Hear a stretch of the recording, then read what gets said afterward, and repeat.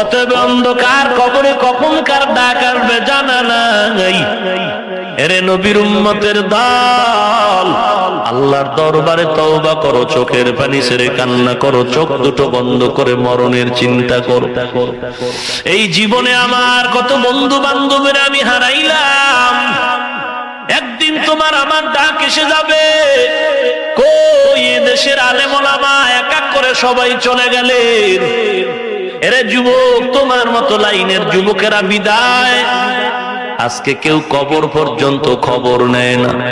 অতএব আল্লাহর কাছে তওবা করো হে মালিক, দুনিয়া কিছুই না। আজকে আমরা টুপিদারি নবীর আদর্শ মানার কারণে কেউ না খায় মরি নাই, সম্মান কমে নাই, কমেছে না। তুমি কেন ধোকায় পড়ে আছো? ইজ্জতের মালিক মানুষ নাকি আল্লাহ? রিজিকের মালিক মানুষ নাকি আল্লাহ?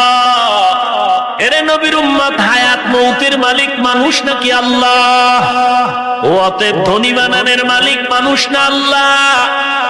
এত টেনশন কেন করো? আল্লাহর গোলামি করো, নবীর আদর্শ মতো দাড়ি রাখো, চুলগুলো রাখো, নামাজ পড়ো, পর্দা করো, বেঈমানের গোলামি ছেড়ে দাও।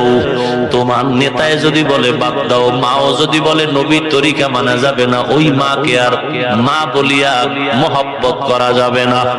এরে নবীর উম্মত, আমার ভাই যদি বলে নবীর আদর্শ মানা যাবে না, ওই ভাই আমার প্রয়োজন নাই। কারণ আমার আল্লাহ আপন, আর কেউ আপন না। দুনিয়ার যারা আপন আপন বলে সব হলো স্বার্থপর, দুনিয়াদার। অতএব বান্দা সব ছেড়ে দাও, আল্লাহর মহব্বতের রশিটা মালা গলায় লাগাও। তোমার মতো কত যুবক এসে বারবার চোখের পানি ছেড়ে কান্না করে, দোয়া চাই, হুজুর দোয়া করেন, দাড়িটা লম্বা করেছি, নামাজ পড়া শুরু করেছি। আমি বললাম তুমি কি করো? বলে কলেজে পড়ি। হুজুর দোয়া করবে। আর এক যুবক গিয়া বলে, হুজুর আমি ব্যাংকে চাকরি করতাম, নামাজ ধরেছি, দাড়িটা লম্বা করেছি, আমি হারাম লাইনের চাকরি ছেড়েছি, আল্লাহর কাছে একটু দোয়া করবেন, হালাল ভাবে যেন চলার রাস্তাটা খুলে যায়। এরে নবীর উম্মত, খাইলো দিন যায়, না খাইলো দিন যায়, তবে হারাম খাওয়ার থেকে না খাইয়া মরা অনেক ভালো।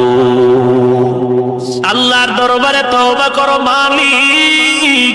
আমার চোখ দুটো বন্ধ করে দেখলাম আমার মতো গুনাহগার কেউ নাই। আমারে সবাই বক্তা বলে সম্মান করে, কিন্তু আমার গুনার কারণে আমি আজকে আল্লাহর দরবারে মানুষের কাতারে নাই। ও যুবক বৃদ্ধ, কত গুনাহ করছো তোমার মা জানে না, ভাই জানে না, আল্লাহ জানেননি। জোরে বলো। তোমার আমার গুনার খবর আল্লাহ জানেন, আর কেউ জানেন না। যদি আমার স্ত্রী জানতো, লাথি মেরে তাড়ায় দিত, মা বাপ জানলে ধমক দিয়ে তাড়ায় দিত। আল্লাহ বলেন, এত অন্যায়ের পর আমি আল্লাহ তাড়ায় দিলাম না, বরং আমি আল্লাহ ডাকি, ও বান্দা তওবা কর।